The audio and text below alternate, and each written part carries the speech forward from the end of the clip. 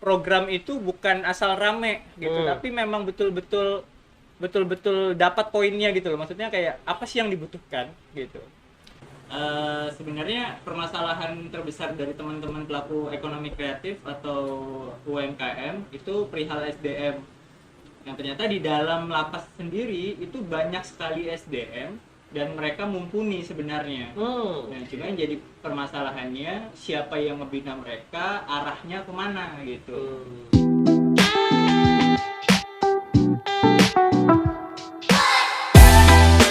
Oke, assalamualaikum warahmatullahi wabarakatuh. Balik lagi di Dibilang Channel. Kita kali ini Dibilang Podcast. Dan kali ini aku jalan-jalan keluar studio lagi. Hari ini aku ada di rutan. Di lapas. Oh, di lapas. Di lapas ya. Beda ya. Rutan sama lapas beda ya? Beda. Oh, nanti kita bakal dijelasin deh. Bukan di dalamnya, tapi di depannya. Jadi di depannya ini ada salah satu apa ini? Art gallery, juga ada kafenya juga ya. Nama kafenya Gel Coffee dan art galerinya namanya Kredawala. Dan di sini aku nggak sendirian, aku ditemanin sama Mas Abi dan Huda. Iya. Oke. Mas, ini agak dekat aja mic-nya Mas biar suara ganteng kita kedengaran. Siap. Oke guys, jadi Mas Abi dan Mas Huda ini apa sih kita ajak ngobrol? Ya kita bakalan ngajak mereka ngobrol terkait dengan program-program yang ada di komunitas mereka. Komunitas atau yayasan jatuhnya? Yayasan. Nama yayasannya adalah Fokus ya. Langsung aja kita tanya sama Mas siapa duluan ini? Yang Saya gitu. Mas Abi duluan ya. Oke deh Mas Abi. Coba dijelaskan tentang Fokus, terus programnya Kredawala, terus segala macamnya tentang itulah. Ya. Jadi perkenalkan dulu sebelumnya, saya Abi selaku co-founder Forum Kreatif Usaha Sama-sama. Di mana Fokus itu bergeraknya di bidang ekonomi kreatif, terus pemberdayaan SDM kreatif juga. Jadi ceritanya itu dari 2018 ke 2019 itu ada sedikit pertemuan dari pihak Yayasan Fokus itu sama lapas, kemudian ketemu lagi sama pihak Pertamina DPPU Spinggan. Kita coba ngegodok kira-kira apa yang menjadi konflik teman-teman di luar dan apa yang dibutuhkan sama teman-teman di dalam rumah tahanan. Oke. Sebenarnya permasalahan terbesar dari teman-teman pelaku ekonomi kreatif atau UMKM itu perihal SDM. Yang ternyata di dalam lapas sendiri itu banyak sekali SDM dan mereka mumpuni sebenarnya. Nah, cuma yang jadi permasalahannya siapa yang membina mereka, arahnya kemana gitu. Jadi akhirnya kami sepakat untuk membuat satu program namanya program Kredawala, kreasi berdaya warga lapas. Terus kemudian bikin pelatihan-pelatihan, goalnya adalah penjualan gitu. Jadi akhirnya mengerucut lagi ke art gallery, di mana produk hasil buatan teman-teman narapidana tadi di display kemudian dijual sebagai oleh-oleh Balikpapan. Nah, hasilnya itu diperuntukkan untuk napi sendiri. Jadi pendapatan buat mereka ya gitu. Iya, jadi tetap kita berlakukan pajak negara ya. Gitu. Jadi napi buat di display di art gallery kemudian dijual. Sebagian itu untuk pajak negara, sebagian juga buat mereka yang mengerjakan. Fungsinya buat apa sebenarnya? Nanti uang itu bisa ditabung atau mereka simpan. Kemungkinan nanti ketika dia bebas, mereka nggak luntang-lantung. Kan banyak aja nih kasus-kasus yang habis keluar dari penjara mereka nggak punya keluarga atau bingung mau ngapain. Akhirnya tuh timbul lagi kembali lagi jadi residivis ya kan, karena untuk bertahan hidup kalau di dalam kan ada tempat tinggal, benar. dapat makan. Ketika di luar kan dia bingung ya, harus mulai dari nol lagi. Nah, itu bisa difungsikan hasil dari jerih payahnya dia selama di dalam. Mereka bisa ngekos dulu untuk sementara atau ngontrak gitu, atau mau buka usaha di rumahnya. Nah, goalnya sebenarnya ketika napi keluar mereka boleh bikin karya di rumah, terus masih boleh menitipkan karyanya di sini. Oke. Nah, untuk dijual. Jadi mereka sebetulnya sudah punya toko. Nah, kalau misalnya mereka mau mengabdi di art gallery milik mereka, mereka setelah bebas mereka boleh kerja di sini. Gitu. Dan di samping art gallery ini ada ruangan produksi yang diperuntukkan untuk napi yang selesai masa tahanannya, mereka boleh di sini dan boleh kerja di sini. Ada peralatan-peralatan yang memang bisa difungsikan sama mereka. Kemudian itu yang menjadi modal mereka sebenarnya untuk bertahan hidup gitu. Jadi memulai aktivitas baru setelah bebas dan bisa ada di tengah-tengah masyarakat kembali gitu. Gitu. Jadi ibaratnya gini Bang ya. Napi yang keluar dari sini punya skill deh ya, yang bisa dijual. Maksudnya dia bisa menjual skillnya dia untuk aku di dalam apa namanya, di dalam tahanan nggak cuma merenung aja loh. Ternyata aku punya sesuatu yang bisa aku gunakan untuk kehidupanku setelahnya, seperti itu. Wah, keren banget. Karena gini ya, karena poinnya sebenarnya dari kasus yang sudah anggap mereka kasusnya sebelumnya menjadi tukang parkir gitu kan.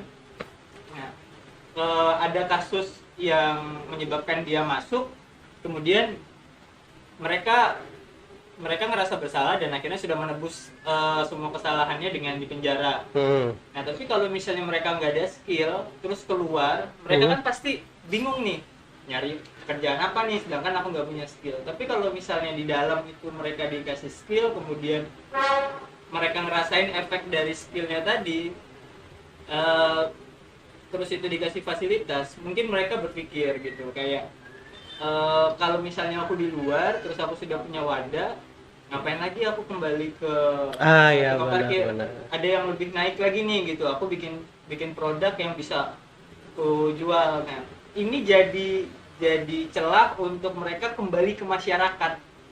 Nah, karena orang-orang yang sudah pernah jadi tersangka, kemudian itu kan sulit banget untuk kembali lagi karena kepercayaan masyarakat sudah mulai berkurang. Betul. Mereka. Nah, kita di sini program Kredawala itu nyarikan celah di mana mereka bisa kembali lagi ke masyarakat dengan lebih baik gitu. Caranya dengan skill tadi. Nah, skill tadi. Wah, keren. Teman-teman, jadi kalau misalnya ada napi terus dia keluar, dia punya skill, itu insya Allah lah ya dia punya kelakuan baik yang bisa ditularkan kepada masyarakat lain gitu kan. Setidaknya ngebantuin UMKM lah. Bener. Dari SDM gitu. Nah, kalau untuk fokus ini sendiri Mas, ini terbentuknya mulai kapan sih Mas? Terbentuknya itu di 2015.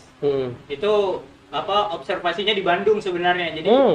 Jadi aku sendiri keliling ke beberapa kota untuk observasi pola pergerakan ekonomi kreatif tadi.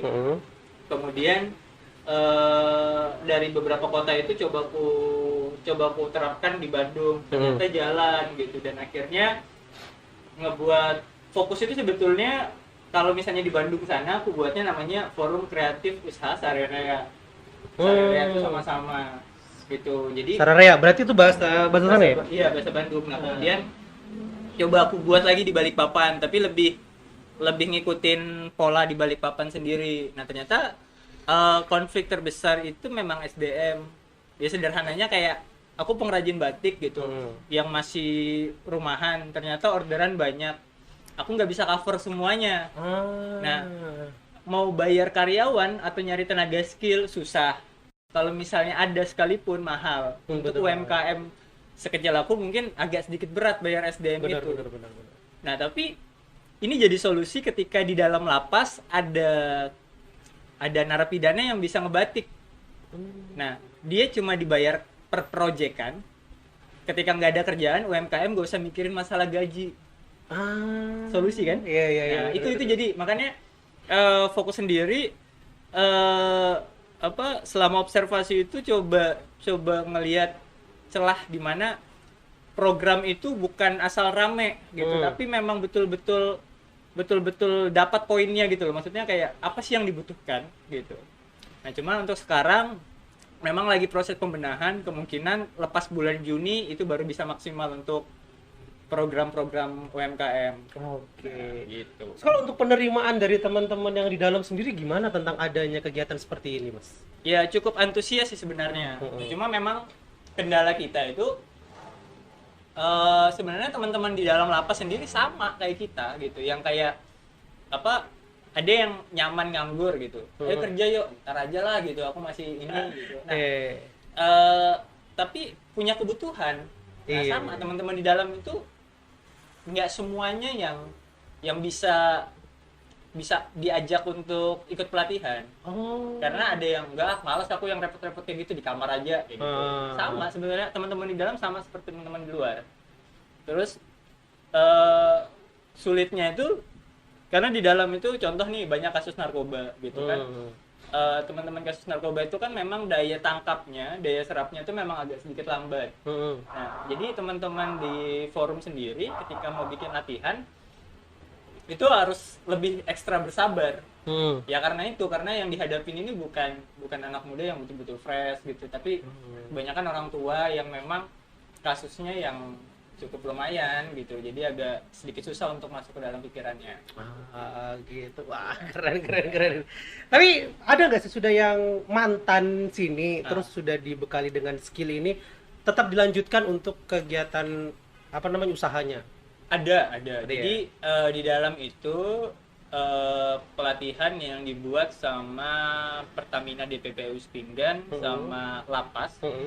Itu pelatihan otomotif gitu. Nah, yang sekarang napinya sudah keluar dan akhirnya dimodalin sama Pertamina untuk buka bengkel di rumahnya di Kilo 15. Keren. Gitu. Dan sekarang napi itu udah punya bengkel dan sudah kembali ke masyarakat dengan lebih baik gitu. Keren. Wah, Mas Huda mau ngobrol juga nih kayaknya nih.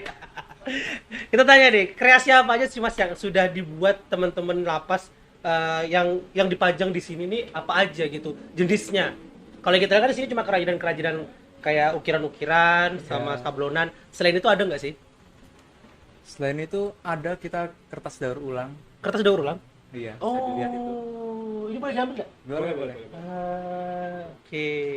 Ini kertas daur ulang. Ini bukan stop map ya, bukan stop map dipotong-potong, tapi ini beneran kertas yang dibuat dari daur ulang kertas kertas apa sih namanya, kertas perca, kain kalau perca, kertas bekas itu bisa diwarnain ini, dikasih pewarna atau gimana? Iya, jadi ini kertas kantor kertas yang biasa kita pakai gitu kan, dihancur dijadikan bubur terus dikasih lem sama pewarna. Jadi kayak gini bisa sudah jadi dijual Mas ya? Bisa. Ini bisa jadi buku catatan. Biasanya perempuan-perempuan tuh yang senang bikin catatan, apalagi orang-orang kantoran gitu kan, biasanya ada catatan. Jadi kayak sticky note gitu ya. Bener. Tapi ini kertas daur ulang dari teman-teman yang ada di lapas. Jadi kalau kalian pakai ini juga salah satu bahasanya tuh salah satu bentuk solidaritas apa sih bahasanya tuh? Apa itu?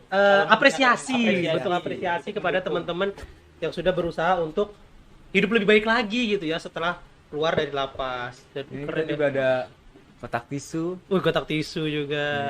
Ada keren loh guys. Handbag, tas juga kan. Tote bag juga ada.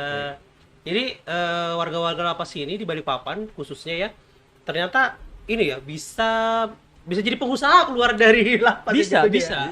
Jadi ada cerita inspiratif itu tapi dari Jogja. Nah, jadi itu ada. Ini agak nakal ya mic-nya ya. Turun ya. Iya enggak apa-apa. Coba Mas. Oke. Nah. Oke. Nah, jadi itu di Jogja itu ada napi yang waktu di dalam dia ngerajut. Nah, cuma yang memang harus dibentuk itu pola berpikir gitu. Kalau misalnya kayak teman-teman di dalam kan lagi dibentuk kayak kalau kamu mau cuma sebatas sebagai pengrajin atau orang yang support SDM, nggak perlu mikir-mikir masalah sistem, ya penting ada kerjaan kerja. Tapi ketika dia mau usaha berdiri sendiri, yang kita ajarkan itu gimana caranya kamu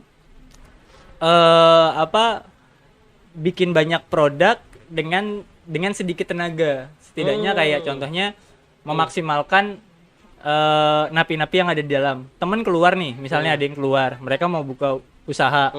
Nah, produknya mau dimasifkan. Nah, kan kekurangan SDM. Mereka diperbolehkan untuk saling bekerja sama napi yang masih di dalam. Oh, jadi ngajak temennya untuk jadi SDM-nya ya? Jadi SDM-nya gitu. Dia sudah keluar, dia jadi ibaratnya dia jadi bosnya lah. Iya, kan? gitu. Terus yang di dalam ini dimanfaatkan sebagai SDM-nya dia. Iya, gitu. Jadi kalau ada proyekan dilempar ke sini Iya, gitu ya. gitu.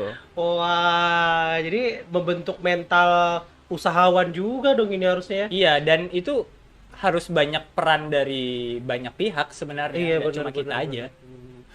Awalnya susah nggak sih Mas ngajakin teman-teman teman-teman dalam lapas ini untuk berusaha gitu?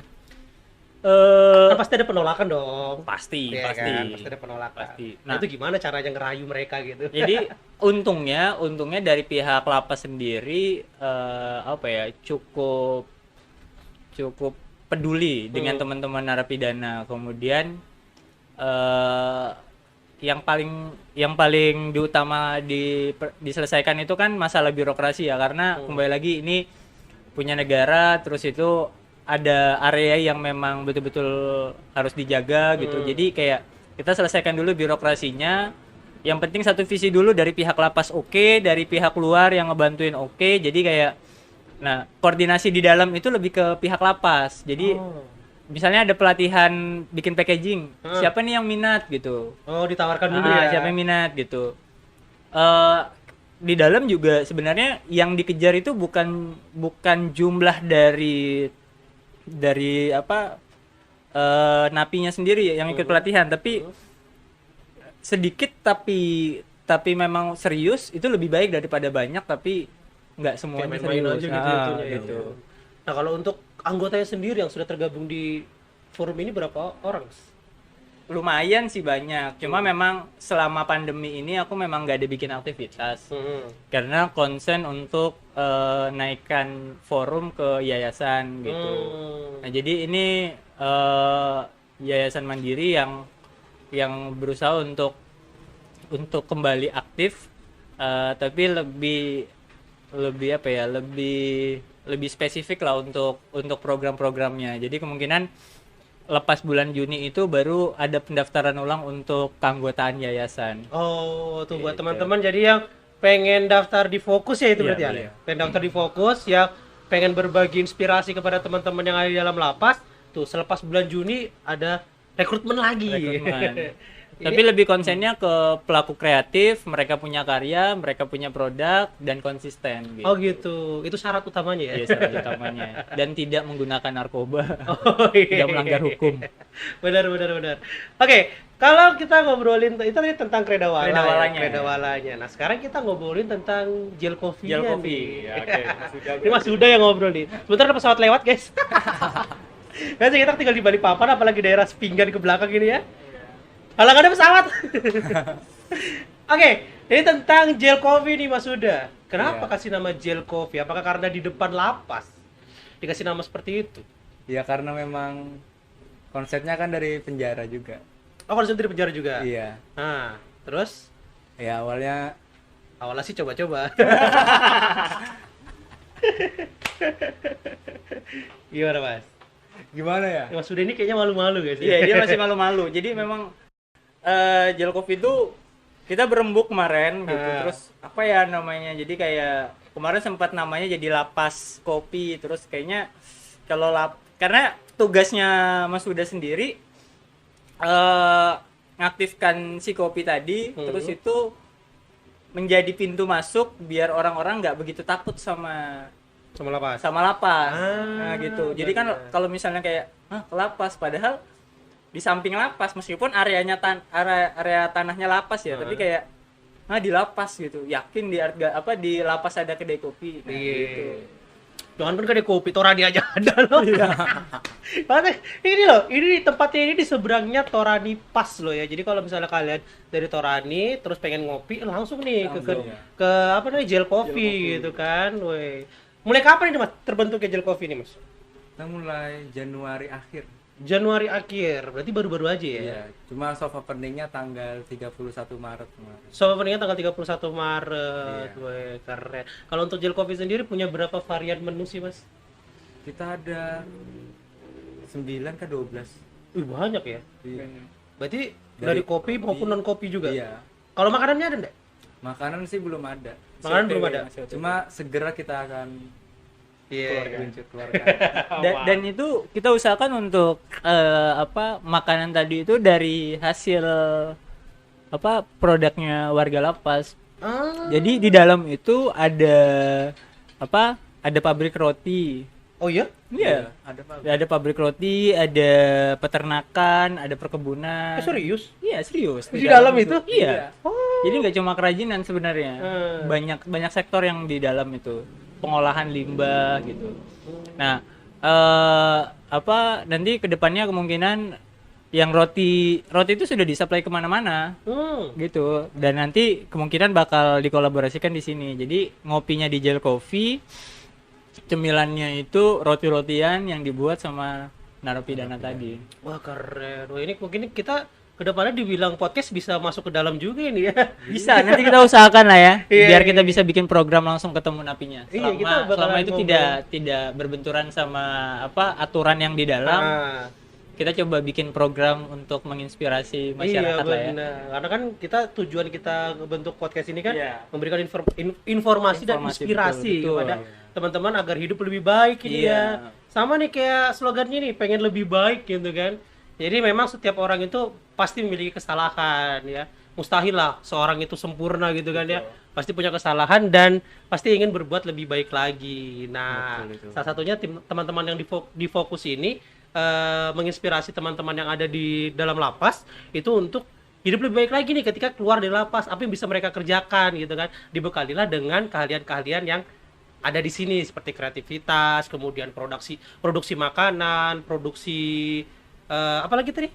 Peternakan. Wah, keren banget. Itu aku jujur ya, sebagai orang awam ini kan, kalau kita dengar kata lapas, rutan, penjara, Iya. itu kan sesuatu hal yang menyeramkan gitu kan. Menyeramkan. Di dalamnya cuma orang-orang yang dihukum lah, ibaratnya seperti itu. Tapi ternyata enggak ya. Maksudnya ada loh pelatihan orang yang di dalam itu yang kalian tunjukkan seperti Iya, itu. betul. Kan. Iya, jadi memang awalnya juga pas ketika kami pertama kali masuk ke sana itu memang cukup mengerikan ya, karena memang itu jadi tempat yang nggak biasa kita datangin kan. Terus tiba-tiba kita ada di dalamnya. Nah, kemudian ketika seringnya pelatihan, terus itu ketemu sama mereka, interaksi sama mereka, coba izin untuk tanya lebih dalam lagi tentang kasusnya. Dan ternyata mereka cukup berdamai dengan diri mereka gitu. Mereka berani menceritakan kayak kasusnya apa gitu. Pasal berlapis Mas gitu. Pembunuhan dan perampokan gitu. Ada yang mohon maaf ini kayak pencabulan misalnya gitu. Dan mereka cukup berdamai, berani menceritakan itu kepada orang asing gitu. Dan di ujung dari obrolan itu bahwa ada penyesalan sebenarnya di dalamnya. Iya, benar. Gitu, bahwa dalamnya tuh nggak enak gitu. Maksudnya nggak bisa ketemu sama siapa-siapa, nggak bisa ketemu sama keluarga dan lain-lain gitu. Banyak ada yang nyesal gitu. Jadi di situ yang bikin ngedorong kita untuk mereka punya kesempatan kok untuk berubah, cuma caranya yang harus kita pikirin. Iya. Wah, keren. Ini harus kita apresiasi dan kita dukung nih ya teman-teman yang seperti ini. Karena jarang loh ada orang-orang yang mau berbuat kebaikan seperti ini, terutama kepada orang-orang yang bermasalah dalam tanda kutip gitu kan. Harus punya mental juga dong untuk ketemu orang-orang yang seperti itu Ya, sebenarnya kan. lumayan menyiapkan mental, waktu, karena ini kan bukan melulu masalah profit kan. Iya, gitu. benar. Nah, itu yang memang harus disiapkan gitu. Jadi kayak aku nih ngurusin program sosial yang kayak gini memang harus siap dari segi keuangan gitu. Jadi kayak aku punya usaha di rumah. Oke. Itu yang buat aku hidup. Hmm. Nah, di sini ya konsepnya sosial. Nah, sedangkan Huda dia karyawan plus relawan yang ngelola Gel Coffee, dia salary di situ. Jadi dia kerja plus dia bergerak di bidang sosial untuk lapas tadi gitu. Wah. Memikirkan gimana caranya Gel Coffee ini tumbuh. Iya, iya, iya. Itu dimulai dari menu-menu yang dia buat. Oh, keren. Jadi Mas Huda yang buat menunya ini ya. Iya. Mantap. Oke guys, wah tadi tuh ya sedikit penjelasan dari, bukan sedikit sih, panjang, setengah jam loh, nggak terasa. Penjelasan dari Mas Abi dan Mas Huda tentang Kredawala dan juga Gel Coffee. Nah, buat teman-teman yang pengen gabung di sini atau pengen menjadi relawan, menjadi donatur juga bisa Mas ya? Atau gimana? Donatur sementara kita belum buka sih. Oh, belum buka ya? Karena memang bukan prioritas kami untuk minta donasi untuk teman-teman, karena oke. poinnya dari teman-teman itu sebenarnya mereka dapat pelatihan, kemudian mereka dapat ruang. Karena kalau misalnya donasi yang ada itu malah manja gitu. Oh iya benar. Yang dituntut itu kan mereka berusaha dari dirinya dia sendiri, terus kita coba carikan jalan, dapat jalan. Kamu mau berubah ya, kamu maksimalkan potensi yang barusan dibuat gitu. Iya. Nah, terus gitu. kalau untuk biaya operasional sendiri dari teman-teman Fokus gimana, Mas? Nah, jadi sebenarnya program ini program CSR-nya Pertamina DPPU Spinggan. Oke. Gitu. Yang fokus di sini fungsinya cuma sebatas pengelola. Oh. Gitu. Coba nyarikan skema dan alurnya. Gitu. Jadi kayak dari pihak lapas sama Pertamina yang mengurus masalah perlengkapan di sini gitu. Nah, Fokus itu sebagai pihak ketiga yang kayaknya bagus ini nih gitu. Jadi ngasih masukan, kemudian ketika diokein, nah kita yang eksekusi gitu. Iya. Jadi perihal ini semuanya dari pihak DPPU Spinggan. DPPU Spinggan ya. Oke, wah keren. Kalau untuk anggotanya sendiri Fokus untuk saat ini sudah berapa orang, Mas, di sini? Kalau di dalam grup itu sekitar lebih 50-an sih. Lebih dari 50 ya? 50-an. Cuma ini masih tergabung gitu, antara pengrajin terus itu penggerak gitu. Nah, yang mau dipilah itu sebetulnya full pengrajin atau UMKM tadi gitu. Karena art gallery ini juga terbuka untuk UMKM. Oh, jadi boleh nitip sini juga UMKM? Boleh, UMKM boleh nitip. Oke. Gitu. Selama produknya itu komersil ya. Iya, benar. Wah, keren. Siapa tahu di lapas ada yang mau jadi influencer juga. Kita masuk ya. Wah, keren. Oke, Mas Abi, Mas Huda, ada lagi nggak yang pengen diceritakan tentang kegiatan-kegiatan ada di Kredawala dan Fokus serta di Gel Coffee ini? Kayaknya kalau misalnya mau nanyain polanya Mas Huda ngebangun Gel Coffee ini biar nggak tapi kaku, bisa ditanyain perihal menu. Karena menunya unik-unik di sini. Oh iya, oke, kita tanyain menu deh. Katanya menunya namanya itu nama-nama dari dalam gitu kan. Iya. Ayo Mas Huda, jelaskan dong menu-menu yang ada di Gel Coffee. Hafal nggak? Kan Mas yang buat.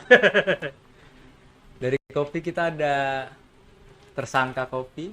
Tersangka kopi. Apa itu? Ada kepanjangannya nggak atau gimana? Iya, tersangka kopi itu kopi latte. Oh, kopi latte. Kenapa namanya pakai tersangka? Biar lebih unik aja gitu. Oke, lebih unik. Mas Huda dinyaringin aja suaranya, Mas. Suaramu Iya. yang keren tuh kasihan kalau dipendam gitu kan. Jadi kalau misalnya orang mau pesan kopi, Mas, tersangka kopi latte gitu. Jadi kayak orang tuh nggak asing sama bahasa-bahasa. Ada terdakwanya juga dong berarti? Ada terdakwa. Oh, terdakwa itu apa? Itu kopi mocha. Kopi mocha. Sebentar, aku tebak-tebakan ini ya. Aku tebak-tebak kalau yang bahasa-bahasa begitu. Apa jeruji kopi ada kali ya? Kopi jeruji besi. Ada kopi Ada. jeruji. Ada juga. Itu apa itu? Itu kopi Liberica. Kopi Liberica. Beansnya Liberica. Sorry ya, aku bukan pencinta kopi, jadi aku kurang paham tentang perkopian ini ya. Tapi kalau dari nama-nama menunya itu unik gitu kan. Jadi kalau misalnya orang kita lagi pesan di aplikasi online, mungkin sudah masuk di aplikasi online? Belum. Oh belum. Nanti mungkin kalau sudah masuk di aplikasi online kita pesan tersangka, terdakwa gitu kan. Lucu gitu. Nah, yang Mas minum ini Ini apa korban nih? kopi. Apa? Korban kopi susu. Korban kopi. Tadi gambar dong. Ini ya ada gambarnya. Di gambar apa nih? Jeruji di sini gitu. Iya. Korban kopi. Jadi ada Waduh. tersangka, ada korban, ada saksi. Tersangka, korban, saksi. Kalau saksi apa? Itu kopi coklat sama susu. Coklat sama susu. Oh, oke. Mas Huda sendiri dapat inspirasi bikin menu itu dari mana, Mas? Dari master. Oh iya. Kita diskusi rame-rame lah. Diskusi Iya, juga iya. kan. Diskusi rame-rame lah. Gitu. Apa nih yang unik nih gitu. Terus kayak nama-nama yang di dalam aja tersangka mas, oh ya sudah oke gitu. Iya. Tapi aku tersangka gitu, kayak misalnya contoh korban kopi susu. Nah kebanyakan orang-orang Balikpapan itu kan sekarang era ngopinya sudah kedingin ya gitu. Bener. Jadi kayak yang diminum pasti kalau nggak latte, terus kopi susuan kayak gitu. Kan banyak kedai-kedai kopi kayak gitu. Nah jadi mayoritas di sini itu yang kebanyakan pesan itu latte sama kopi susu. Makanya tersangka kopi latte sama korban kopi susu itu yang banyak, dan itu secara psikologisnya nggak jauh-jauh dari tingkah laku si konsumen kopi tadi. Oh, iya. Karena keseringan kopi susu kan jadi korban dianya. Iya benar. Wah, masuk. Wah, ini keren. Wah, ini ternyata anak muda inspiratif ya. Masih muda semua kan ya? Masih, alhamdulillah. Jadi kita tuh harus selalu merasa muda, guys. Biar kita bisa terus produktif lah ibaratnya. Nanti kalau sudah dibilangin berumur, malah malas berproduktif gitu kan. Kalau Mas Huda dan Mas Abi sendiri asli orang Balikpapan atau pendatang? Ya, Kita asli Balikpapan. Asli Balikpapan ya. Jadi tadi Mas Abi adalah pengusaha, Ya. punya usaha lah ibaratnya Punya seperti usaha itu. lah. Mas Hudanya karyawan. karyawan. Wih, keren. Karyawan yang punya hobi gitu lah. Karyawan yang punya hobi. Hobinya apa? Ya ini. Buat kedai kopi. Oke, Mas. Mungkin ini ada lagi mau diceritakan atau kita tutup? Ada? Udah? Sudah kayaknya. Udah ya? Aku bingung juga mau ngomong apa. Kita sudah pancing-pancing loh ini. Nggak biasa ngomong di depan kamera. Anggap aja nggak ada kameranya gitu kan. Iya sih, aku juga dulu pertamanya juga kagok gitu di depan kamera gitu kan. Tapi ngobrol-ngobrol, harusnya kan aku yang ditanya-tanya dong di sini ya. Kenapa aku jadi yang nanyain mereka ya? Oh gitu kak konsepnya? Aku nggak tahu loh. Iya. Ayo kita serang aja. Oh iya sekarang kita serang ya. Kita balik. Berarti nanti bisa dibikin 2 sesi ini berarti ya? 3 sesi bisa ya? Oh iya sudah, oke. Nah, Nah, aja. Nah. kembali. Ini berarti ini programnya Gel Coffee loh guys ya, bukan program dibilang lagi. Oke Mas, mungkin kita tutup ya. Oke, Tapi siap. seperti biasa di Dibilang Podcast, kalau kita mau menutup biasanya kita memberikan kesempatan buat teman-teman untuk menyampaikan inspirasinya agar para pendengar dan para penikmat podcast kita bisa hidup lebih baik lagi. Oke. Mungkin kita mulai dari Mas Huda deh. Apa ya? Syukuri apa yang ada, hidup adalah anugerah. Iya, kayak lagu. Itu sih pedoman saya dalam hidup ini. Oh, oke, siap. Oke. Thank you. Kalau Mas Abi sendiri? Tetap optimis, apapun yang dilakukan selama itu baik lakukan aja gitu. Wih, keren. Dan semua kegiatan seperti itu harus diawali dengan niat dan mulai aja dulu. Kalau udah mulai, ya percuma itu menjadi sebuah angan-angan aja betul. gitu kan. Mimpi bangun wujudkan. Iya. Seperti itu. Jadi teman-teman untuk hidup lebih baik, tidur duluan. Iya kan? Tidur, mimpi, bangun, wujudkan. Wujudkan Seperti tapi. itu. Oke, mungkin itu aja obrolan kita dengan Mas Abi dan Mas Huda. Terima kasih juga teman-teman dari Yayasan Fokus. Iya. Terus dari Kredawala, terus dari Gel Coffee juga, terus teman-teman yang sudah dengerin kita sampai sekarang ini. Kalau kalian suka dengan apa yang kita obrolin ini, klik aja tombol like di bawah. Kalau kalian nggak suka, ada juga tombol dislike di bawah. Tapi jangan lupa tinggalin komen, terus jangan lupa subscribe di Dibilang Channel, follow di @dibilang dan juga di @gelcoffee Balikpapan. Iya. @gelcoffee Balikpapan ya. Iya, oke. Dan Fokus juga ada Instagramnya? Ada. Forum Kreatif Usaha Sama-Sama. Oke, Forum Kreatif Usaha Sama-Sama juga. Nanti semua aku tulis di kolom deskripsi. Jadi buat kalian yang ketinggalan, bisa dengerin juga nanti di Spotify. Kalau kalian nggak mau habis kuota video kalian, tapi kalau kalian pengen dengerin full dan ngelihat wajah-wajah tampan mereka ini ya, Dibilang Channel solusinya. Oke, thank you Mas Abi. Sama-sama. Thank you Mas Huda. Semoga apa yang kalian lakukan menjadi amal ibadah buat kita Amin. semua. Amin. Thank you. Oke, akhir kalam. Assalamualaikum warahmatullahi wabarakatuh dan bye-bye. Bye bye. Semangat bilang. Sana Mas ya. Semangat pengen lebih baik. Iya.